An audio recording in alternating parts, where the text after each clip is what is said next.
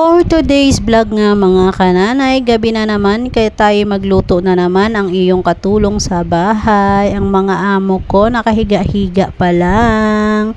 Sila yung aking mga amo. So ayan, yung isa kong amo bumili yan. Yan ang magatas kape. Ayan, sa kanisin ramen at lulutuing ulam yung amo kong lalaki. Syempre, ang kananay nyo katulong sa kanyang bahay. So ayan, nilagay ko nga dun sa lalagyan para hindi bubutas ng daga kung sakali man. So ayun na nga guys, nagaano na nga ako ng aking paglulutuan kasi nga ang katulong nyo, yung hugasin, di pa hinugasan lahat ng inyong amo. Walang ibang gagawa kundi ang katulong, o di ba?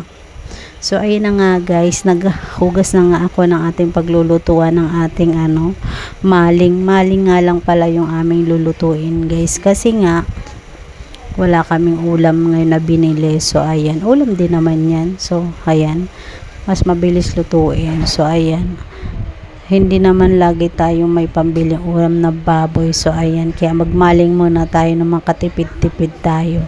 So ayan na nga guys, hinihiwa-hiwa ko na nga yan guys, pero actually hindi talaga yan maling yung nabili.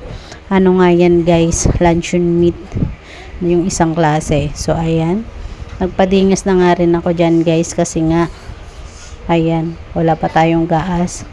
So ayan, nagkukuripot pa kasi walang pabili talaga. So ayan na nga guys, padingas tayo. So yung ginawa ko nga lang dyan pampadingas guys, yung nabakbak na dingding namin sa taas. Nabakbak, ginawa ng pantading, yung parang plywood guys. So sa sobrang init, parang nabakbak ba. So ay mabilis sindihan yun, ginawa ko pampadingas. So ayan na nga guys, yung mga time na yan, nagluluto na nga ako nung biniling luncheon meat ng aking asawa.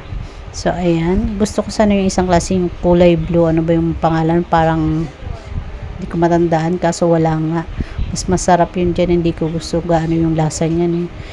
So ayun na nga guys, syempre hindi masarap yan pag walang partner na medyo mahisabaw. So kaya bumili kami ng nisin rami, yung binili na asawa ko, pandagdag ulam at pang sabaw-sabaw lang.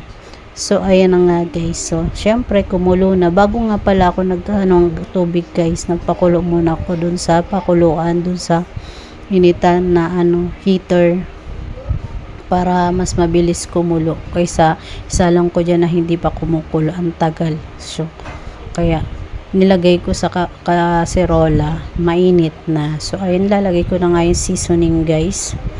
Ayan, haluin natin kasi nga mabilis lang kumulo. So ayan, dahil nga saglit lang din yan guys. So ayan, medyo mausok talaga pag So ayan na nga guys, patapos na tayong magluto, kaya hanggang dito na lang muna ang aking vlog guys. Walang ganang mag vlog. So yun lang guys, thank you for watching.